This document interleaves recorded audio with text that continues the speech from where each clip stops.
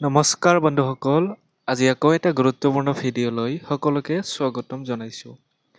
এইটো ভিডিঅ'ৰ মাধ্যমেৰে আমি আলোচনা কৰিম HS first year final exam question paper solution সম্পৰ্কে। আপোনালোকে চাব পাৰিছে এইখন কুৱেশ্যন পেপাৰ 2022ৰ কুৱেশ্যন পেপাৰ জিঅ'গ্ৰাফীৰ আৰু ইয়াতে ফুল মাৰ্কছ থাকিব 70 আৰু বাকী 30 থাকিব প্ৰেক্টিকেল। আপোনালোকে 70ৰ ভিতৰত 21 পালে পাছ কৰিব। তাৰপিছতে টাইম দিয়া থাকিব 3 ঘণ্টা, নিশ্চয় আপোনালোকে জানে। আৰু যিহেতু 2025 যেতিয়া ফাইনেল এক্সাম হৈছিলে তাতে MCQ আছিলে, অৰ্থাৎ আপোনালোকৰ 50% প্ৰায় MCQ তাতে দিয়া থাকে। গতিকে এইবাৰো আপোনালোকৰ জিঅ'গ্ৰাফীত MCQ আহিব বুলি ধৰি লওক, অৰ্থাৎ যিসকলে 2026 চনত পৰীক্ষা দিব। প্ৰথমে আমি কুৱেশ্যন নাম্বাৰ 1 লৈ আহিছোঁ। কুৱেশ্যন নাম্বাৰ 1টো দিয়া আছিলে যে তলত দিয়াবোৰৰ শুদ্ধ উত্তৰটো বাছি উলিওৱা। যিকোনো 7টা দিয়া আছে, অৰ্থাৎ ইয়াতে আপোনালোকৰ 8টা বা 9টা কুৱেশ্যন দিয়া থাকিব, তাৰে ভিতৰত মাত্ৰ 7টা কৰিব লাগিব। প্ৰথমে A নম্বৰো দিয়া আছিলে নিম্নোক্ত কোনজন পণ্ডিত বা পণ্ডিতে জিঅ'গ্ৰাফী শব্দটো প্ৰৱৰ্তন কৰিছিল। প্ৰথমে হিৰডোটাছ দিয়া আছে, দ্বিতীয়তে আছে ইৰাটোস্থেনিছ আৰু তৃতীয়তে দিয়া আছে এৰিষ্টটল আৰু চতুৰ্থতে দিয়া আছে গেলিলিও। আপোনালোকে নিশ্চয় জানে কেতিয়াবা এনেধৰণে কুৱেশ্যন আহিব, ফাদাৰ অফ জিঅ'গ্ৰাফী বুলি কাক কোৱা হয়, এনেধৰণে কুৱেশ্যন আহিব পাৰে। গতিকে আমাক কুৱেশ্যনটো সুধিছে যে নিম্নোক্ত কোনজন পণ্ডিতে জিঅ'গ্ৰাফী শব্দটো প্ৰৱৰ্তন কৰিছিল। এইটো কাৰেক্ট এনচাৰ হ'ব অপশ্যন 2 ইৰাটোস্থেনিছে। তাৰপিছতে নেক্সট কুৱেশ্যন আমি চাম, এইটো আছিলে A নম্বৰ। নেক্সট আছে B নম্বৰ কুৱেশ্যন। B নম্বৰটো আছিলে যে মহৰ বিচ্ছিন্নতাই পৃথক কৰা পৃথিৱীৰ অভ্যন্তৰৰ স্তৰ দুটাৰ নাম কি কি। ইয়াতে বহুতকেইটা দিয়া আছে। 1 নম্বৰত আছিলে শিয়াল আৰু সীমা, অন্তৰ্গৰ্ভ আৰু বহিৰ্গৰ্ভ, বহিৰ্গৰ্ভ আৰু মেণ্টল, মেণ্টল আৰু ভূত্বক। ইয়াৰে কাৰেক্ট এনচাৰ হ'ব অপশ্যন 4 মেণ্টল আৰু ভূত্বক। এতিয়া আমি আহিছোঁ কুৱেশ্যন নাম্বাৰ C লৈ। C নম্বৰটো আছিলে বায়ুমণ্ডলৰ আটাইতকৈ তলৰ স্তৰটো হ'ল। C নম্বৰ 1 নম্বৰত দিয়া আছিলে স্তৰমণ্ডল, দ্বিতীয়তে মেছমণ্ডল, তৃতীয়তে ট্ৰপমণ্ডল আৰু চতুৰ্থতে আয়ন মণ্ডল। আপোনালোকে MCQ যিহেতু বহুতকেইটা আহিব এইবাৰ, গতিকে MCQ যিখিনি আছে সেইখিনি গোটেইখিনি চাব লাগিব। ইয়াৰ পৰাও আপোনালোকে কমন পাব পাৰে, লগতে যিখন আপোনালোকৰ মেইন বুক আছে তাৰ পৰা বেছি আপোনালোকে শ্বৰ্ট কুৱেশ্যন পঢ়িব লাগিব। ইয়াৰে C নম্বৰ কাৰেক্ট এনচাৰ হ'ব অপশ্যন 3, অৰ্থাৎ ট্ৰপমণ্ডল। তাৰপিছতে এতিয়া আমি কুৱেশ্যন নাম্বাৰ D লৈ আহিছোঁ। D নম্বৰটো দিয়া আছিলে যে বায়ুমণ্ডলত থকা অজন গেছৰ স্তৰটোৰ ক্ষতিসাধন কৰা সেউজগৃহ গেছবিধৰ নাম হ'ল। প্ৰথমতে আছে কাৰ্বন ডাই অক্সাইড, মিথেন, ক্ল'ৰ'ফ্লুৰ'কাৰ্বন আৰু ছালফাৰ ডাই অক্সাইড। ইয়াৰে কাৰেক্ট এনচাৰ হ'ব D নম্বৰ অপশ্যন 3, অৰ্থাৎ ক্ল'ৰ'ফ্লুৰ'কাৰ্বন। এতিয়া আমি আহিছোঁ E নম্বৰ কুৱেশ্যন লৈ। E নম্বৰটো দিয়া আছিলে নিম্নোক্তসকলৰ কোনে প্ৰথমে ইক'লজি শব্দটো ব্যৱহাৰ কৰিছিল। A নম্বৰত আছে অ'নেইল, দ্বিতীয়তে আছে Charles Darwin, WM Davis, Ernst Haeckel. ইয়াতে আপোনালোকৰ কাৰেক্ট এনচাৰ হ'ব অপশ্যন 4 আৰ্নষ্ট হেকল। তাৰপিছতে কুৱেশ্যন নাম্বাৰ Fটো আছিলে যে আলফ্ৰেড এগেনাৰৰ মতে আটাইকেইখন মহাদেশ সামৰি লোৱা একীকৃত ভূখণ্ডৰ নাম হ'ল। প্ৰথমতে আছে আপোনালোকৰ আদাৰলেণ্ড, দ্বিতীয়তে আছে পেংগিয়া, লৰেচিয়া আৰু শেষৰটো আছে পান্থালাছা। কাৰেক্ট এনচাৰ হ'ব F number option 2 Pangaea. Next question আছিলে আপোনালোকৰ G নম্বৰটো যে ভাৰতবৰ্ষৰ অৰণ্য নীতি অনুসৰি দেশৰ মুঠ মাটিকালিৰ কিমান শতাংশত অৰণ্য থকাৰ লক্ষ্য নিৰ্ধাৰণ কৰা হৈছে। Option 1ত 33, 55, 44 and 22। ইয়াৰে কাৰেক্ট এনচাৰ হ'ব আপোনালোকৰ অপশ্যন 1 33। তাৰপিছতে নেক্সট যিটো H নম্বৰ কুৱেশ্যনটো আছিলে সেইটো হৈছে ভেৰি ইম্পৰ্টেণ্ট কুৱেশ্যন এটা। যে বিহাৰৰ দুখ বুলি কোনখন নদী জনাজাত? এইটো আপোনালোকৰ যিকোনো চাকৰিৰ কাৰণে পৰীক্ষাত আহি থকা দেখা যায়।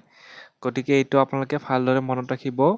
এইচ নম্বৰটো বিহাৰৰ দুখ বুলি কোনখন নদী জনাজাত? গণ্ডক, কোহি, সোৱন, যমুনা। ইয়াৰে কাৰেক্ট আনচাৰ হ'ব অপশ্যন 2 কোহি। কোহি নদী বিহাৰৰ দুখ বুলি জনাজাত। এতিয়া আপোনালোকে চাওক কুৱেশ্যন নাম্বাৰ 2টো দিয়া আছে যে চমুত্তৰ দিয়া যিকোনো 8টা। ইয়াতে আপোনালোকৰ 8টা বেছি কুৱেশ্যন থাকিব, 2-3টামান। যিকোনো 8টা কুৱেশ্যন কৰিব লাগিব। আপোনালোকে যিকেইটা সহজ পায় সেইকেইটা কৰিব পাৰে। প্ৰত্যেকটো কুৱেশ্যনৰ মাৰ্ক আপোনালোকে 2 মাৰ্ককৈ দেখা পাইছে ইয়াতে। 2 মাৰ্কৰ 8টা কুৱেশ্যন থাকিব। আমি এতিয়া এই নম্বৰ কুৱেশ্যনটো আহিছোঁ। এই নম্বৰটো দিয়া আছিলে ভূগোল বিজ্ঞানৰ প্ৰধান শাখা দুটা কি কি?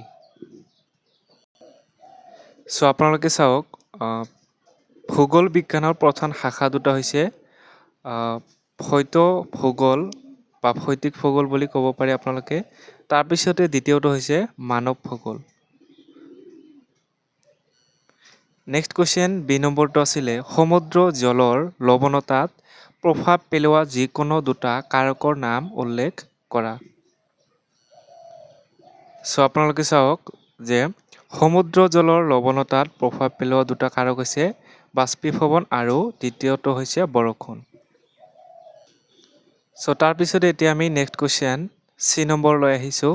চি নম্বৰটো দিয়া আছে অসমৰ সৈতে উমৈহতীয়া সীমা থকা দুখন বিদেশী ৰাষ্ট্ৰৰ নাম লিখা। আমি 4টা কুৱেশ্যন একেলগে এনচাৰসমূহ দেখাই দিম আপোনালোকক। প্ৰথমতে আপোনালোকে চাওক চি নম্বৰটো কুৱেশ্যনটো দিয়া আছে, আৰু এবাৰ কৈছোঁ যে অসমৰ সৈতে উমৈহতীয়া সীমা থকা দুখন বিদেশী ৰাষ্ট্ৰৰ নাম লিখা। এনচাৰটো লিখিব আপোনালোকে যে অসমৰ সৈতে উমৈহতীয়া সীমা দুখন হৈছে বাংলাদেশ এণ্ড ভূটান। তাৰপিছতে নেক্সট কুৱেশ্যন ডি নম্বৰটো আছে যে গংগা আৰু যমুনা নৈ দুখনৰ উৎস কোন দুটা হিমবাহ? এনচাৰটো লিখিব গংগা আৰু যমুনা হিমবাহ। তাৰপিছতে ই নম্বৰ কুৱেশ্যনটো আছিল আৰ্দ্ৰতাৰ 2 ধৰণৰ প্ৰকাশৰ নাম উল্লেখ কৰা। আপোনালোকৰ আৰ্দ্ৰতাৰ 2 ধৰণৰ প্ৰকাশৰ নাম হৈছে ই নম্বৰ নিৰপেক্ষ আৰ্দ্ৰতা আৰু দ্বিতীয়তে লিখিব আপেক্ষিক আৰ্দ্ৰতা। তাৰপিছতে এফ নম্বৰ কুৱেশ্যনটো আছিলে যে উষ্ণতাৰ বিলম্বন সংঘটিত হোৱাৰ বাবে প্ৰয়োজনীয় যিকোনো দুটা পৰিস্থিতি উল্লেখ কৰা। এইটো আছিলে এফ নম্বৰ। আপোনালোকে এনচাৰটো লিখিব উষ্ণতা বিলম্বন সংঘটিত হোৱাৰ দুটা পৰিস্থিতি হৈছে নিৰ্মল আকাশ আৰু শান্ত বতাহ। তাৰপিছতে আপোনালোকৰ যি নম্বৰ কুৱেশ্যন আছে, যি নম্বৰটো আছিলে অসমৰ দুখন জৈৱ সংৰক্ষিত অঞ্চলৰ নাম লিখা। বিভিন্ন ধৰণৰ জৈৱ সংৰক্ষিত অঞ্চল আছে অসমৰ ভিতৰত। তাৰে ভিতৰত যিকোনো দুটা যিহেতু লিখিব লাগে, দুটা লিখিব মানাস বায়'স্ফিয়াৰ ৰিজাৰ্ভ আৰু ডিব্ৰু-চৈখোৱা বায়'স্ফিয়াৰ ৰিজাৰ্ভ। অৰ্থাৎ মানাস জৈৱ সংৰক্ষিত অঞ্চল আৰু ডিব্ৰু-চৈখোৱা জৈৱ সংৰক্ষিত অঞ্চল। তাৰপিছতে নেক্সট কুৱেশ্যন এইচ নম্বৰটো আছে যে দাক্ষিণাত্য মালভূমি নদীতন্ত্ৰৰ দুখন বিখ্যাত নদীৰ নাম লিখা, যি দুখন গ্ৰস্ত উপত্যকাই দি প্ৰবাহিত হৈছে। এইটো আছিলে এইচ নম্বৰ নদী দুটা হৈছে নৰ্মদা নদী আৰু দ্বিতীয়তে লিখিব টপি নদী। তাৰপিছতে শেষৰটো কুৱেশ্যন আছিলে আই নম্বৰ ভাৰতবৰ্ষত কোন দুখন চনৰ পৰা বৃক্ষ প্ৰকল্প আৰু হাতী প্ৰকল্প প্ৰযোজ্য কৰা হৈছে? চনটো লিখিব আপোনালোকে।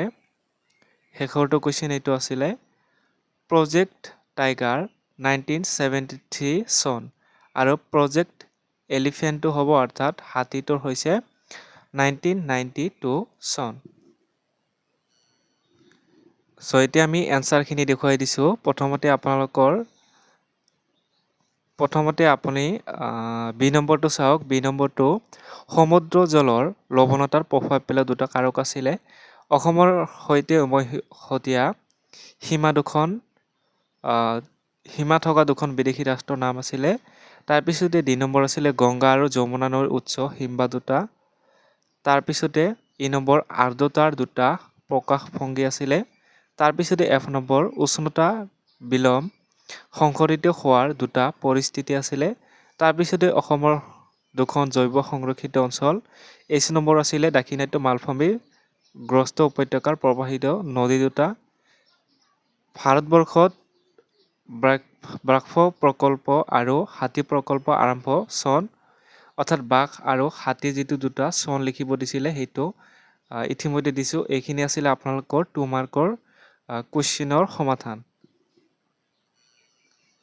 এতিয়া আমি আহিছোঁ 3 নম্বৰ কুৱেশ্যনলৈ। 3 নম্বৰ কুৱেশ্যনটো দিয়া আছে যে চমুটকা লিখা যিকোনো 5টা, অৰ্থাৎ ইয়াৰে আপোনালোকে চাব যিকোনো 5টা লিখিব পাৰে আৰু প্ৰত্যেকটো চমুটকাত 3 মাৰ্ককৈ থাকিব।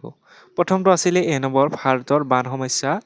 ইয়াতে যিকেইটা দিয়া আছে গোটেইখিনি সহজ দিয়া আছে, গোটেইখিনি আপোনালোকে পাৰিব। তথাপি কৈ দিছোঁ ভাৰতৰ বান সমস্যা এ নম্বৰ আছিলে। বি নম্বৰ আছিলে নদী বেদিকা আৰু চি নম্বৰ শৈলচক্ৰ, ডি নম্বৰ সৌৰ বিকিৰণ আৰু ই নম্বৰ জৈৱ বৈচিত্ৰ্য। তাৰপিছতে এফ নম্বৰ ভাৰতৰ ভূমি সংৰক্ষণ। এতিয়া আপোনালোকে চাওক যিটো চমুটকা আছিলে আমাৰ এ নম্বৰ ভাৰতৰ বান সমস্যাটো আপোনালোকে 3 নম্বৰ পোৱাকৈ লিখিব। ইয়াতে জাষ্ট থুলমূল ধাৰণাটো দিয়া হৈছে। ভাৰত এখন বৰষুণ প্ৰধান দেশ। অধিক বৰষুণ নদীৰ পলি জমা হোৱা আৰু বন উজাৰ হোৱাৰ ফলত প্ৰায় বান আহে। বিশেষকৈ ব্ৰহ্মপুত্ৰ আৰু গংগা উপত্যকাত বান সমস্যা বেছি দেখা যায়। বানৰ ফলত কৃষি, ঘৰবাৰী আৰু জীৱ-জন্তুৰ ক্ষতি হয়। ভাৰতৰ বান সমস্যা বিভিন্ন ধৰণৰ সমস্যা থাকে, এইখিনি লিখিব পাৰিব। খুব সহজ কাৰণে মই শ্বৰ্ট কৈ দিছোঁ। তাৰপিছতে যিটো বি নম্বৰত আছিলে যে নদী বেদিকা, নদীৰ দুয়ো পাৰ্শ্বত দেখা পোৱা ঢাপ আকৃতিৰ সমতল ভূ আকৃতিক নদী বেদিকা বোলে। নদীৰ ক্ষয় আৰু পলি জমাৰ ফলত ই সৃষ্টি হয়। এইবোৰ সাধাৰণতে পাহাৰীয়া অঞ্চলত বেছি দেখা যায়। নদী বেদিকা আটাইতকৈ ইয়াৰ এটা বৈশিষ্ট্য হৈছে নদী বেদিকা যে ই পাহাৰ অঞ্চলতহে বেছি বা প্ৰায় দেখিবলৈ পোৱা যায়, পাহাৰ অঞ্চলত বা পাহাৰীয়া অঞ্চলত। নেক্সট চি নম্বৰটো আছিলে শৈলচক্ৰ। শিলা গঠন, ভাঙন আৰু পুনৰ গঠনৰ এক অবিৰাম প্ৰক্ৰিয়াক শৈলচক্ৰ বোলে। অগ্নেয়শিলা, অৱক্ষেপ শিলা আৰু ৰূপান্তৰিত শিলা এই চক্ৰৰ মাজেৰে সৃষ্টি হয়। শিলা কেই প্ৰকাৰৰ এইখিনি আপোনালোকে চাব, ইম্পৰ্টেণ্ট হয়। এই প্ৰক্ৰিয়া লাখ লাখ বছৰে চলি থাকে। নেক্সট আছিলে সৌৰ বিকিৰণ।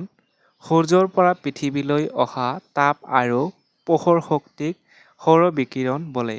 ই পৃথিৱীৰ উষ্ণতা, বতৰৰ পৰিৱৰ্তন আৰু জীৱজগতৰ বাবে অতি গুৰুত্বপূৰ্ণ। তাৰপিছতে ই নম্বৰটো আছিলে জৈৱ বৈচিত্ৰ্য। পৃথিৱীত থকা উদ্ভিদ, জন্তু আৰু অণুজীৱৰ বৈচিত্ৰ্যক জৈৱ বৈচিত্ৰ্য বোলে। ই পৰিৱেশৰ সমতা ৰক্ষা কৰে। বন উজাৰ আৰু দূষণৰ ফলত জৈৱ বৈচিত্ৰ্য হ্ৰাস পায়। তাৰপিছতে নেক্সট কুৱেশ্যন আপোনালোকে চাওক 4 নম্বৰ তলত দিয়াবোৰৰ চমুকৈ পাৰ্থক্য লিখা, অৰ্থাৎ ডিফাৰেণ্ট লিখিব দিছে, পাৰ্থক্য লিখিব লাগে। যিকোনো 3টা 4 মাৰ্কো দিয়া আছে। এটা ডিফাৰেণ্টত 4 মাৰ্কো দিয়া থাকিব যিকোনো 3টা। প্ৰথমতে আছে হিমালয় আৰু দাক্ষিণাত্যৰ নদীতন্ত্ৰ, মহীসোপান আৰু মহীঠাল, বি নম্বৰ। চি নম্বৰটো দিয়া আছে আপোনালোকৰ প্ৰাকৃতিক দুৰ্যোগ আৰু মানৱসৃষ্ট দুৰ্যোগ। ডি নম্বৰ দিয়া আছে ভূমিকম্পৰ দেশ, ঢৌ আৰু পৃষ্ঠ ঢৌ। আপোনালোকে চাওক এফ নম্বৰটো প্ৰথমতে ভাৰতৰ ভূমি সংৰক্ষণ।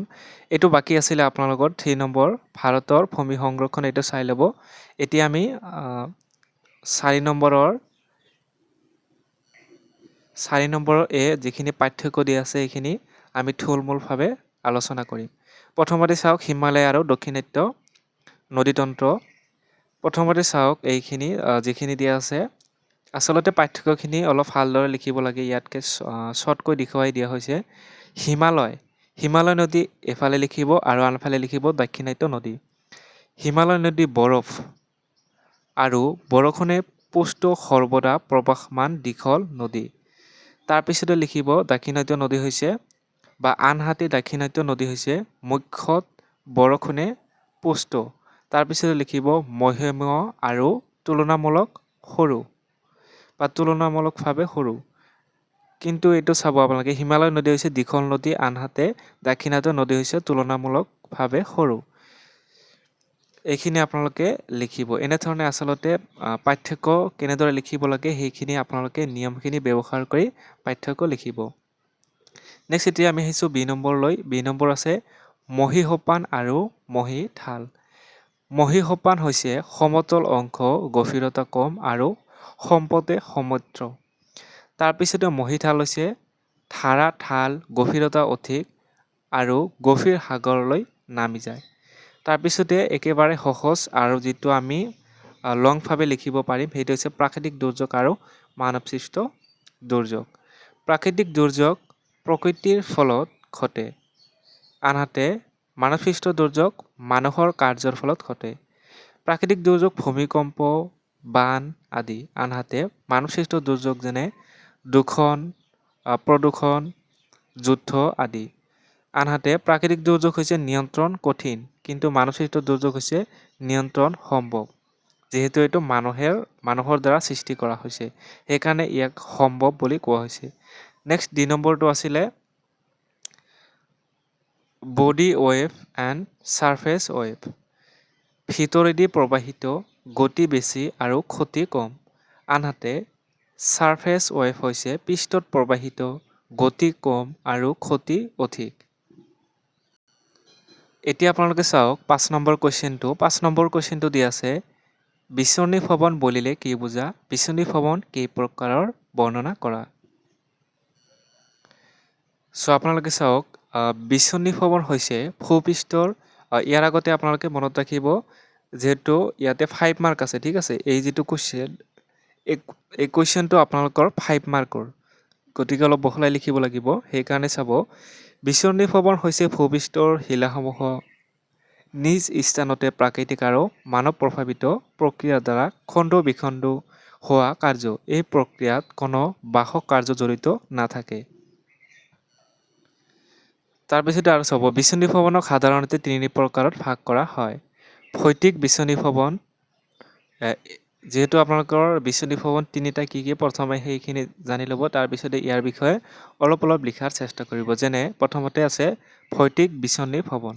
এই প্ৰক্ৰিয়াত শিলাবোৰ ভৌত শক্তি যেনে উষ্ণতাৰ তাৰতম্য, পানী, বৰফ আদিৰ প্ৰভাৱত সৰু সৰু টুকুৰাত বিভক্ত হয়, কিন্তু ইয়াৰ ৰাসায়নিক গঠন সলনি নহয়। ৰাসায়নিক বিচনী ভৱন এই প্ৰক্ৰিয়াত পানী, অক্সিজেন, কাৰ্বন ডাই অক্সাইড আদিৰ সৈতে ৰাসায়নিক বিক্ৰিয়াৰ ফলত শিলাৰ গঠন সলনি হয় আৰু আই পচি যায়। এইটো আৰু এবাৰ পঢ়ি দিছোঁ। এই প্ৰক্ৰিয়াত পানী, অক্সিজেন, কাৰ্বন ডাই অক্সাইড আদিৰ সৈতে ৰাসায়নিক বিক্ৰিয়াৰ ফলত শিলাৰ গঠন সলনি হয় আৰু ই পচি যায়। অৰ্থাৎ এইখিনি বস্তু পচি যোৱাকে বুজাইছে বা বেয়া হোৱা ঘটনাক বুজাইছে। তাৰপিছতে নেক্সট আছে জৈৱিক বিচনী ভৱন। উদ্ভিদৰ শিপা, প্ৰাণীৰ কাৰ্যকলাপ বা অণুজীৱৰ প্ৰভাৱত শিলাবোৰ ভাগি যায় বা ইয়াৰ ৰাসায়নিক পৰিৱৰ্তন হয়। এতিয়া আমি আহিছোঁ 6 নম্বৰ কুৱেশ্যনলৈ। 6 নম্বৰ কুৱেশ্যনটো দি আছে যে ভাৰতৰ জলবায়ু নিয়ন্ত্ৰণকাৰী কাৰকসমূহ বৰ্ণনা কৰা। দিয়া আছে গোলকীয় উত্তাপন বুলিলে কি বুজা? গোলকীয় উত্তাপ বৃদ্ধিত সেউজগৃহ গেছসমূহৰ প্ৰভাৱ চমুকৈ বৰ্ণনা কৰা। এইটো আছিলে 5 মাৰ্ক, ঠিক আছে। 5 মাৰ্কৰ কুৱেশ্যন 6 নম্বৰ। এইটো আপোনালোকে চাব 6 নম্বৰ গোলকীয় উত্তাপন আৰু সেউজগৃহ গেছৰ প্ৰভাৱ। গোলকীয় উত্তাপন হৈছে পৃথিৱীৰ বায়ুমণ্ডল আৰু সাগৰৰ গড় উষ্ণতা বৃদ্ধি পোৱা এক পৰিঘটনা। সেউজগৃহ গেছসমূহৰ প্ৰভাৱ। সেউজগৃহ গেছ যেনে কাৰ্বন ডাই অক্সাইড, মিথেন, জলীয় বাষ্প আদিয়ে সূৰ্যৰ পোহৰক বায়ুমণ্ডলৰ মাজেৰে আহিবলৈ দিয়ে, কিন্তু পৃথিৱীৰ পৃষ্ঠৰ পৰা বিকিৰণ হোৱা তাপক মহাকাশলৈ ওলাই যাবলৈ বাধা দিয়ে। এই গেছবোৰে তাপ শোষণ কৰি পুনৰ বায়ুমণ্ডলৰ নিম্ন স্তৰলৈ বিকিৰণ কৰে, যাৰ ফলত পৃথিৱীৰ পৃষ্ঠৰ গড় উষ্ণতা বৃদ্ধি পায়। মানুহৰ কাৰ্যকলাপ যেনে জীৱাশ্ম ইন্ধনৰ ব্যৱহাৰ আৰু বন ধ্বংসই বায়ুমণ্ডলত এই গেছসমূহৰ পৰিমাণ অস্বাভাৱিকভাৱে বৃদ্ধি কৰিছে, যাৰ ফলত গোলকীয় উত্তাপনত দ্ৰুতগতিত হৈছে। এতিয়া আমি আহিছোঁ next question 7 number question. 7 number কুৱেশ্যনটো আছিলে বৰষুণ কেনেকৈ হয় আৰু ই কেই প্ৰকাৰ বা বৰষুণৰ প্ৰকাৰসমূহ লিখা। দিয়া আছে ভাৰতত মৌচুমী বৃষ্টিপাতৰ কাৰণ আৰু ফলাফল ব্যাখ্যা কৰা। চ' আমি বৰষুণ কেনেকৈ হয় বা বৰষুণৰ প্ৰকাৰসমূহৰ বিষয়ে আলোচনা কৰিম। চ' আপোনালোকে চাওক, বৰষুণ প্ৰথমতে 7 নম্বৰ, সূৰ্যৰ তাপত নদী, নলা, সাগৰ, মহাসাগৰৰ পানী বাষ্পীভূত হৈ ওপৰলৈ উঠে আৰু শীতল বায়ুত ঘনীভূত হৈ ডাৱৰত পৰিণত হয়। এই ডাৱৰৰ পানীৰ কণিকাবোৰ ডাঙৰ হৈ মাধ্যাকৰ্ষণ শক্তিৰ প্ৰভাৱত পৃথিৱীলৈ নামি অহা প্ৰক্ৰিয়াটোৱে হ'ল বৰষুণ। ই জলচক্ৰৰ এটা প্ৰধান অংশ বা অংগ। বৰষুণৰ প্ৰকাৰসমূহ হৈছে পৰিচলন বৰষুণ, শৈলক্ষেপ বৰষুণ আৰু ঘূৰ্ণীবতাহৰ বৰষুণ। চ' বৰষুণৰ যিখিনি প্ৰকাৰ এইখিনি আপোনালোকে জানি ল'ব। তাৰ আগতে আমি ইয়াৰ বিষয়ে অলপ জানি লওঁ। প্ৰথমতে আছিলে বতাহৰ গতি, ভৌগোলিক অৱস্থান আৰু উষ্ণতাৰ ওপৰত ভিত্তি কৰি বৰষুণক প্ৰধানকৈ 3টা ভাগত ভগাব পাৰি। প্ৰথমটো আছিলে পৰিচলন বৰষুণ। প্ৰচণ্ড গৰমত ভূপৃষ্ঠৰ বায়ু গৰম হৈ ওপৰলৈ উঠে, শীতল হৈ ডাৱৰ হয় আৰু ধাৰাসাৰ বৰষুণ হয়, কোৱা হয় কেতিয়াবা ধুমুহাসহ। ই সাধাৰণতে গ্ৰীষ্মমণ্ডলীয় অঞ্চলত আবেলি সময়ত হয়। এতিয়া আমি আহিছোঁ 2 নম্বৰ, শৈলক্ষেপ বৰষুণ। জলীয় বাষ্পপূৰ্ণ বতাহৰ গতিপথ পৰ্বত, পাহাৰ থাকিলে বতাহ পাহাৰৰ ঘাট বা গাঁত খুন্দা খাই ওপৰলৈ উঠে, শীতল হয় আৰু বৰষুণ দিয়ে। এনে বৰষুণত শৈলক্ষেপ বৰষুণ বোলে। শেষৰটো আছিলে ঘূৰ্ণীবতাহ বৰষুণ। নিম্নচাপৰ ফলত সৃষ্টি হোৱা ঘূৰ্ণীবতাহৰ বাবে হোৱা বৰষুণ। যেতিয়া উষ্ণ আৰু শীতল বায়ুৰ মুখামুখি হয়, তেতিয়া উষ্ণ বায়ু ওপৰলৈ উঠি ঘনীভূত হৈ এই বৰষুণৰ সৃষ্টি কৰে। এতিয়া আমি আহিছোঁ 8 নম্বৰ কুৱেশ্যন। 8 নম্বৰ তথা শেষৰটো কুৱেশ্যন আছিলে যে ভাৰতবৰ্ষৰ এখন মানচিত্ৰ আঁকা আৰু তলৰ যিকোনো 3টা যথাস্থানত চিহ্নিত কৰা। অৰ্থাৎ আপোনালোকে যেতিয়া 2+3 অৰ্থটো হৈছে ভাৰতবৰ্ষৰ এখন মানচিত্ৰ আঁকিব, য'ত চাৰিসীমা দিব লাগিব, অলপ ভালকৈ আঁকিব, তাত 2 মাৰ্ক থাকিব। আৰু যেতিয়া এইখিনি আঁকিব যিকোনো 3টা স্থান, যিকোনো 3টা স্থান, অৰ্থাৎ যিকোনো 3টা স্থান যেতিয়া চিনাক্ত কৰিব, তেতিয়া আপোনালোকে 3 মাৰ্ক পাব, অৰ্থাৎ টোটেল 5 মাৰ্ক। প্ৰথমটো আছে A নম্বৰ, ত্ৰিপুৰা ৰাজ্য, দিল্লী, চিলিকা হ্ৰদ, গাৰো পাহাৰ আৰু নৰ্মদা ৰিভাৰ, অৰ্থাৎ নৰ্মদা নদী। চ' আপোনালোকক আগতীয়াকৈ জনাই দিওঁ যে আপোনালোকে প্ৰথমতে কি কৰিব, যিটো ভাৰতৰ মেপখন আছে, এই মেপখন ভালদৰে আঁকিব। চ' ভাৰতৰ মেপখন আঁকি আপোনালোকে চাৰিসীমা দিব। ইয়াতে চাৰিসীমা দিয়া হোৱা নাই। তাৰপিছত এনেকুৱা ধৰণে উত্তৰ, দক্ষিণ এইবিলাক দিব লাগিব আৰু চাৰিসীমাত দিব লাগিব ক'ত কি আছে, এইখিনি আপোনালোকে চাৰিসীমাটো দিব লাগিব। চ' তাৰপিছতে কি কৰিব, যিহেতু যিকোনো 3টা স্থান লিখিলে হ'ব। চ' প্ৰথমতে চাওক, আমাৰ কুৱেশ্যনত আছিলে প্ৰথমটো আছিলে ত্ৰিপুৰা ৰাজ্য, দিল্লী, চিলিকা হ্ৰদ, গাৰো পাহাৰ, নৰ্মদা নদী। আৰু এবাৰ দেখাই দিছোঁ এইখিনি কি আছিলে সেইখিনি। চ' প্ৰথমতে আমি চাম দিল্লীটো ক'ত আছে। দিল্লীটো ইয়াত আছে, ঠিক আছে। দিল্লীত আপুনি কি চিন ব্যৱহাৰ কৰিছে, এইটো কলা চিন আছে, গতিকে কলা চিন ইয়াতে দি ইকুৱেল দি দিল্লী বুলি লিখিব। সেইটো মই দেখুৱাই দিয়া নাই, কিন্তু আপোনালোকে লিখিব লাগিব। মই জাষ্ট ধাৰণাটো দিছোঁ ক'ত কি হ'ব পাৰে।